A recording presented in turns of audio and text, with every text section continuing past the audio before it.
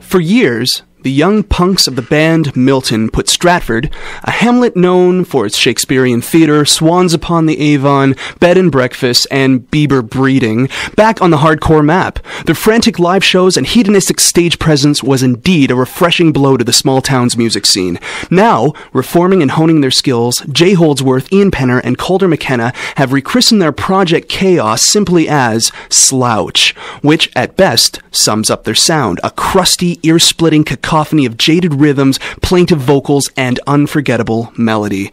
Although new on the scene, they have hunkered down, recorded new material, and are constantly playing more and more shows, spreading their sinister gospel to the unsuspecting musical bourgeoisie. I've tracked them down on the Alexander Graham Bellograph, and here they are, Jay and Calder from Slouch. Hey, guys. Hey, yo. Hey, how are you feeling right now? Good. What's going on over there? You're in your Jay's house in Stratford right now.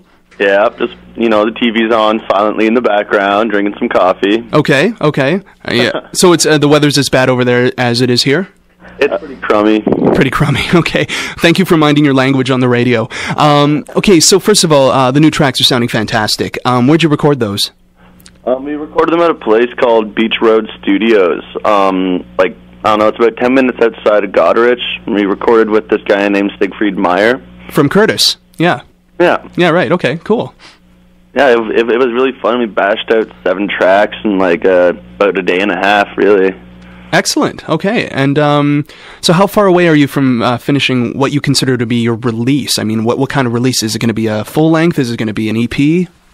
Well, we'll probably do at least 6 out of the 7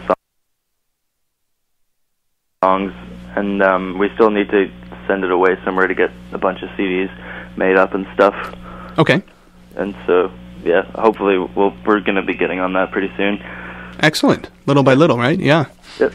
Cool. All right. Well, when I was to that track we just listened to, Piss Witch, there's a definite early Nirvana, Melvins kind of feel to it, and I've noticed that in Stratford, because I'm from there myself, to all you listeners, I've noticed that there's been a real resurgence in 90s pre-alternative punk pop in the young Stratford, and people often refer to that as grunge, and especially in a crowd that was barely alive in the 90s. Why do you think that is?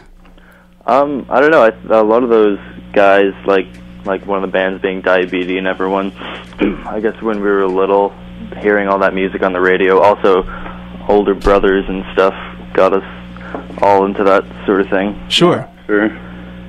Is there an emotional resonance with it too? Do you think that there's sort of a genuinity to the emotion without being overly like a lot of emo music can be rather theatrical and it's boo-hooing, whereas grunge it is sort of hard living people. It came from the working class, Northwesterners and that sort of thing. Do you feel that there's kind of that sort of boredom and anger in the Stratford scene?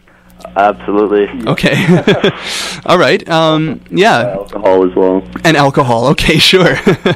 Now, why did you choose this type of music to commit to other than you could jump onto a folk bandwagon or sort of an indie synth thing. What do you connect to this type of music? How do you feel about that?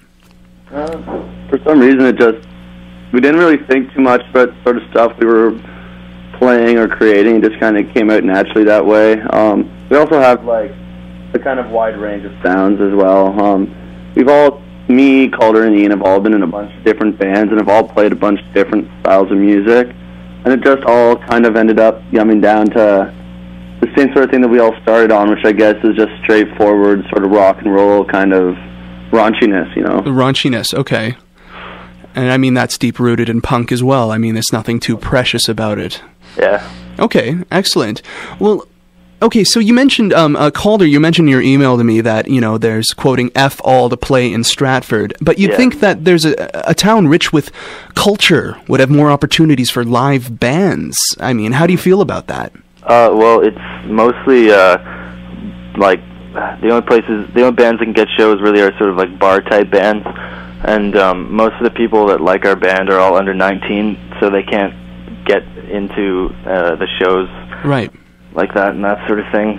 And I guess Do you ever find that there are opportunities for things like unconventional venues, like warehouses? I mean, that kind of makes me think of, Minor Threat back in the 80s, and they couldn't find any shows because a lot of the kids couldn't get into bars in the States. That's 21. This is sort of like a rebellion against that. Do you ever find unconventional venues to play in?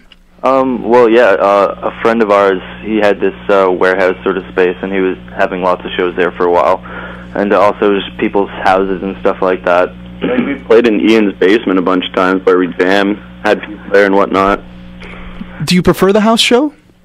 Doesn't really matter to me. I guess house shows are pretty fun. It's cramped. I just have to clean up. Right. Yeah, the bars take care of all the work. Yeah. But I guess you could connect more with a house show. Do you feel, do you really believe that audience participation and connection is important to your music? Oh, totally. For sure. Yeah. Okay. It's definitely a better show when we're all just having fun and stuff. Well, for the audience too, yeah. Hopefully they have fun as well, yeah. Yeah, exactly. Okay, how has the city of Stratford then shaped you as artists?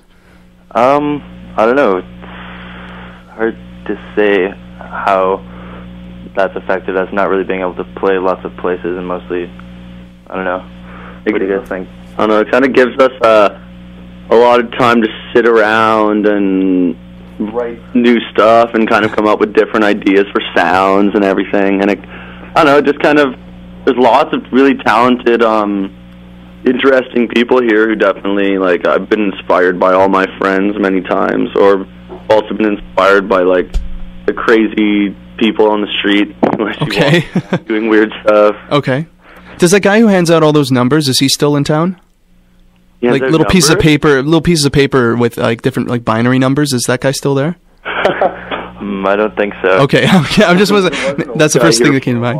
Who was like handing out weird pictures. Yeah, of, like rocket ships, and then weird pictures of numbers and everything. I don't know if that's. Maybe it's the same guy.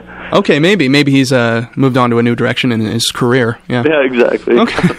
Well, Calder, I mean, your family is also deep rooted in theater. I know your mother runs Playmakers, that sort of theater training group, not like a theater camp for kids. Yeah. Do you think that the theater has shaped you at all, like drama and everything like that, as an artist? Yeah, probably. I think doing all the plays and stuff as a kid made me not nervous to play in front of people and stuff like that, I guess. Okay. What about the literature itself too? I mean, you work with a lot of Shakespeare. Uh-huh. Do you get like sort of there are some heavy themes in a lot of those shows. Do you think that you get some influence from that? Yeah, probably. I'd say so. Yeah. For sure. Okay. All right. Well, how about this? Guys? Who are your heroes in a non-musical sense? Well, most of my heroes would be musical, even if I wasn't trying to make them musical, I guess. Like, at least for me, like, I don't know. It's hard for me to not think in a musical sense when it comes down to my heroes. What about you, Calder? What do you think? Well, in terms of, like, I can only mostly think of people in bands, but not necessarily just because of the songs they write, but because of the things they do and the sort of careers that they have. I'd say, like, Wayne Coyne from the Flaming Lips. Okay. Pretty inspiring sort of guy. Not just as a person, not just as a singer or songwriter. Yeah, totally. Yeah, absolutely. What he did with his life and how he got, like, how the band was completely DIY for all those years. Sure. Just lots of hard work and effort. Excellent. What about you, Ian? Anything? I'd say Les Stroud. Oh, hi, Ian. Sorry, you're there too. Yeah. Too. Sorry, say that again. We missed what you said there. Les Stroud. Les Stroud, yeah. Just the way he lives his life, and I guess he plays a pretty mean harmonica too. Okay, well, that's a hero in my books. My mom. Your mom? Yep. Awesome. Those are good answers. There we go. That's what I was looking for. I was just waiting for you guys to say my mom, and then we're going to move on from there. So, I don't know. All this Wayne Coyne crap. Give me a break. No. Okay, so, all right, guys, tell me, what's your favorite, and you can say favorite as in it made you happy, or it was actually really, you'll laugh about it now, but embarrassing at the time, live show memory? Give me something to chew on here. Well, for me here, I don't know if this is... let's say I was having a good night. I was having a good time. And then during the Milton set, I started having too much of a good time and leapt into Ian's drum kit. I remember that. Really messed up my back for a little while. So that's one moment. Yeah, Sure. another moment. I think there's a picture of that too somewhere. Probably. Yeah, another time I think would be like an older band in high school when for some reason there were like 7 of us in the band and we were playing just all these weird different instruments like maracas and stuff like that. And we played a show at that bar Shenanigans when it was still around, and we just dressed up really, really weird and weirded everybody out, which is fun. Oh, you're doing your job. Yep. Anything else, guys? I got a similar account as Jay, with a different guy jumping into my drum kit. I actually got hit in the head with my cymbals. Oh, that was cool. You don't get too much of that at the back. lots of drum collisions. Yeah, it seems to be a theme. Right. Well, I want to also tying in today's show. I've decided to all the song names are going to be girls' names, and I'm going to be playing April. So, girls' names is the theme. What I want from each of you guys, what is your favorite girl's name? Off the top of your head. I really like, well, if I ever have a daughter, I'm definitely going to name her Magnolia. I like Maggie. Magnolia, okay. Who's next? Emma. Emma, okay. I don't know. I can't really think of one. I don't know. I like my sister's name, Siobhan. That's next. Siobhan, yeah, that is a very nice name. Yeah. All right, well, Magnolia, Emma, and Siobhan. All right, well, what's next for Slouch, guys? We're going to get some CDs some CDs made. Okay. And we're going to sell them to people. And planning on any bit of regional touring or anything? Yeah, sure. Sure. Are you offering me a show? Yeah. Excellent. Okay, well, guys, the new stuff sounds awesome. I look forward to seeing a live show when it happens. Keep me in the loop. I'm going to play April, and we're going to devote this to Siobhan, Emma, and Magnolia. So, guys, thanks so much for being on the show. Yeah, our pleasure. Okay.